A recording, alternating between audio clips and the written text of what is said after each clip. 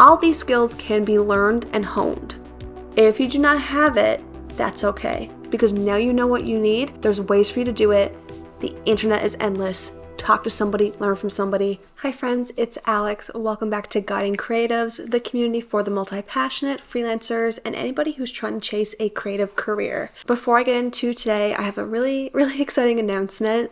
The Guiding Creatives membership community is going to launch, yes, officially launch. It's going to launch this spring, so the first day of spring we're going to kick it off. I'm going to put the email sign up in the description because for the first month or so, I'm just going to let people who are really engaging with my content in there, so you can all test it out. You can give me feedback so I can make it perfect for you. And also, if you've been supporting me up to this point, I just want you to be priority. If you're watching this in the future, you're welcome to sign up right now, but I also did want to give people a chance who've been following me this far. But let's get into the topic of today. I want to talk about the skills you need to be a freelancer in 2024 and onward, but these are some skills I've learned that are really make or break. If you want to make an actual career out of this, it's not for the weak. I'm not going to pretend it is. It's not get rich quick, but it's worth it.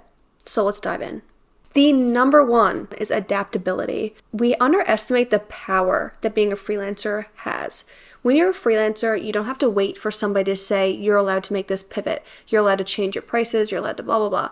You can make those choices in a moment's notice. When you see change, you can change with it. You can evolve. You don't have to wait for somebody to agree with you or approve you. You get to make the call. Freelancing is a business. So for you to continue to scale and grow, even if you just try to stay on the same level, you have to evolve with it because nothing just stays level. It's a consistent fluctuation.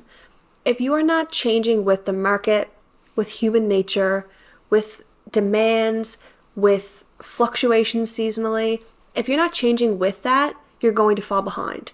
You have to be able to evolve and adapt. Say it's a slow freelancing period. What can you do during the slow periods to make it that you either have another form of income or that it's no longer a slow period? How can you attract more people? Maybe you're working on a platform like Fiverr.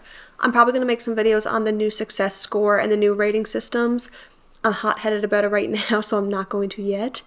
But that has been a massive change. I've had to pause all new clients and I have to change how I market myself, how I market my services, because I have to protect my integrity. Things change from all these different elements. AI, think about how that impacted you. Maybe the software you use that really helps you with an order has this major bug and it's not working. You have to be able to problem solve, adapt, and evolve. And you have to be able to do that on your own. Of course, you can hire out, but a lot of this happens so fast, you have to be ready. The second most important skill you need is self-marketing and branding. This is one that I'm struggling with. Not that I don't understand who I am and who I want to market to and what I want to be, but I'm having trouble putting it out there. What I have been good at is I've been really good at showing my face, my name, who I am. Whether that be an agency like Guiding Creatives, you do not always have to put your face, you can have an agency. But either way, you need to make your name known, either your face or your logo known. Tell people who you are, what you deliver, what you can do, and speak proudly of yourself. Make your discoverability easy for people. Let people find you, let people trust you, and let people watch you grow. Yes, you can go searching for jobs, but I have to be honest, in my experience, cold calling does not come with success unless you really trigger a pain point or you really market yourself. You have to learn business, and that's been a really big struggle for me. You don't have to dive into all the politics, but you do have to dive into how can you make a first impression that says, I'm a professional, I can do what you need, let's get it. And the truth is, you can use a platform. Using Fiverr is the way that I grew my freelancing business as I operated under my name. Now my agency and my, brand, Guiding Creatives, that is my self-marketing. That is something I'm doing to put myself out there. So when you figure out how to really make yourself represent your skills and your services, that's when you'll have self-marketing down path. You can't just say, hey, I'm Alex and I do graphic design. Give me a little bit more. Give me a little bit more. What can you do for me? What's your experience? How can I see this? Do you have a great social media page? Do you have a Fiverr page? Do you have a portfolio? Do you have a website? You have to market with confidence and you have to market with proof. And again, you have to do it yourself. You can outsource, but you don't have that tie to a business to help you. Like, say somebody's looking for French fries, and you say, hey, I work for McDonald's. It doesn't matter who you are, what your name is, or where you're from. They know you're going to give them French fries because they know McDonald's. Now change that to somebody who wants a social media post. You say, hey, I'm Alex. I make social media posts. And sometimes that'll be enough for people because they just want to find somebody. But usually you have to figure out a way to market yourself. And the more you grow and the more you really stick to some sort of brand is when people are going to start seeing you. They're going to start seeing your work. They're going to recognize you. You're going to be a memorable brand. So just take that with you. The next, which is something I'm greatly working on, is communication skills. Something that happens is when you're working all day long, you assume the client knows what you're doing. You assume the client knows you're working hard. You just think the client knows what you're doing. I've been a buyer because I outsource, and I learned how people truly have no idea what you're doing. So learn to communicate, when to communicate, what to say. Be proactive. If you think, oh, I don't really have an update until a couple of days, but it's been a week, maybe just send the update. Say, hi, this is what I've been working on. In a couple days, we'll have this to talk about, but I just wanted to let you know for peace of mind. People will appreciate a check-in. Nobody's going to be mad at you for checking in and communicating, but they are going to be mad if you just never respond or never say anything. And I am somebody who says nothing and then delivers for some orders, and I've had that done for me, and I don't really see the harm in it, but I can see how sometimes the trust dwindles because you haven't asked questions, you haven't made the effort, and I can see on a professional level, even though I challenge that a little bit, but on a professional level, how that can be a little bit dicey. On top of communication, it's not just about updating your clients. You need to know how to handle situations. How do you communicate with people to represent your brand? How do you communicate with people when there's a problem? That's going to make or break you. And how do you communicate with people after order has been done? So how do you market yourself with your tone, your communication, how you speak to people, how you reach people? That's how you're going to get clients. How you handle issues is going to be what makes or breaks your career, period. Because if you have issues and you react poorly, you can be tainted, your reputation can be ruined. As much as it induces anxiety, you need to assume that any interaction you've had can be posted online. Listen, I've had interactions I'm not proud of. I've done things I'm not proud of as a freelancer, but I've learned.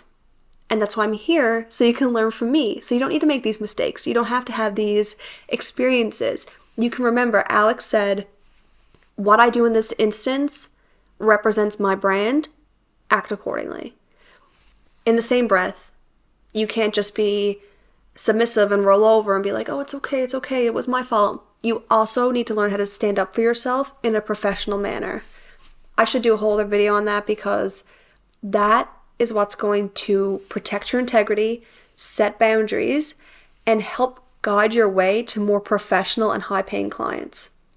As soon as I started standing up for myself, as soon as I put people in their place, as soon as I really just said, I know what I'm doing, you have to trust me, that's when I broke one of the glass ceilings that I was under. And then, of course, communication after an order is done, keeping in touch, networking, referrals, getting return clients. You need to know how to communicate in a way that's not pushy.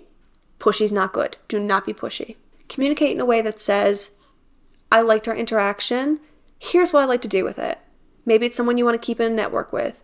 Maybe it's somebody you want to leave the door open for if they want to do further work. Maybe you want feedback. Maybe you want to monitor your work and give them an update in a month. Maybe you want referrals. Whatever you want, you need to learn how to open that door and how to open that door correctly. And you also need to know how not to close the door, because that's something I do very wrong, is I haven't quite got it down to where I don't close those doors on other people. The fourth, which is hard because it's very granular, and the people who got it, and the people who don't have it have to work, and that's discipline. I am such a mixed bag when it comes to discipline because Things I love doing and things that make me happy, I have such a hard time pushing myself to do that because I have so much discipline professionally. So when I overcommit, I can get it done. I used to have rush orders on, which almost took me out as a freelancer, but people would order a 24-hour turnaround. I would pull that out. I would deliver and it would be excellent. However, when it comes to improving my gigs, branching out, finishing my courses, launching my membership, which is like a year overdue, the discipline is so hard to find. And this to you might sound like, oh, that's kind of a good thing. Like you're going to work on your business. To be a freelancer, one, you need to have work-life balance. If you get swallowed up by the freelancer black hole that can't exist, you're going to continue chasing clients and success until you find yourself burnt out, which will either cost you your mental health or your reputation, depending which fails first. So discipline is not just about getting things done. Discipline is about doing the business. Discipline is about knowing when to say no, when to invest your time and energy into personal projects, personal health, and when to work. You have to be very disciplined. You have to get the work done, okay, on time. You have to have that with yourself. You also have to recognize when you've taken too much on, and the only way you can get that done is by sacrificing other parts of your life. And you also need to work on personal projects, the business sides of things, without costing you clients. So it's like this trifecta of discipline that you need to have. It's not good enough to have one of them. It has to be a well-rounded, disciplined routine. That's the hardest, okay? All these are so hard. If I'm doing it, you can do it. The final one is a work in progress, and I'm going to say right now, do courses, hire people, read books, but you need to have financial literacy. You can have somebody do the bookkeeping for you. You can have somebody do forecasting for you. You can have people price things for you, and you should. I'm recommending that. But at some level, you do have to understand what you're doing and what you're saying. You need to understand how much a service costs, why it costs that, how much an expense costs, if it goes towards your taxes, how much taxes are. Like I could go on and on. Good debt, bad debt, credit, blah, blah, blah, loans, everything. You need to know what all this means, what it means for your business, and you also need to keep it separate. So you have to be financially literate. Do not sleep on this. This is a skill that I've slept on, has cost me, I don't even want to tell you how many zeros ahead I could be in my life. I don't want to tell you. Money is so, one, it's taboo. People often shy away from talking about it, shy away from learning about it because it's just like money is the creation. That's not the word I was looking for, but it's the outcome of things that you do. And so you treat it as such when really you need to be thinking about it the whole way through. How much did you charge? How many hours do you plan on this being for you? How much do you have to spend to do the job? How much are you really going to make after taxes? Where is that money going? How much are you paying yourself?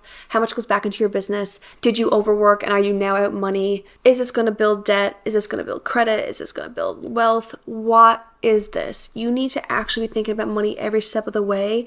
That's the only way you're going to scale your business and stay out of debt. When you start a business, even if it's a freelancer, you can start Fiverr. If you have a computer, a phone, you can start YouTube, you can start Fiverr. You can do those things. But you also need to tread lightly because it's very easy to fall into debt, even if you're making money.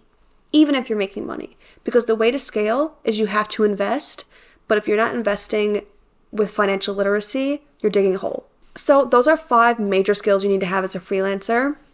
There are definitely some more that we'll do another video or podcast on in the future. If you made it this far, thank you so much. I'm so excited for the launch of my membership and the community. We're going to do challenges. There's going to be extra resources. I'm going to tell you my secrets, my money makers, everything. There'll be more details to come, so follow me on Instagram. That's where I'm going to do a lot of the launch. And yeah, until then, stay creative.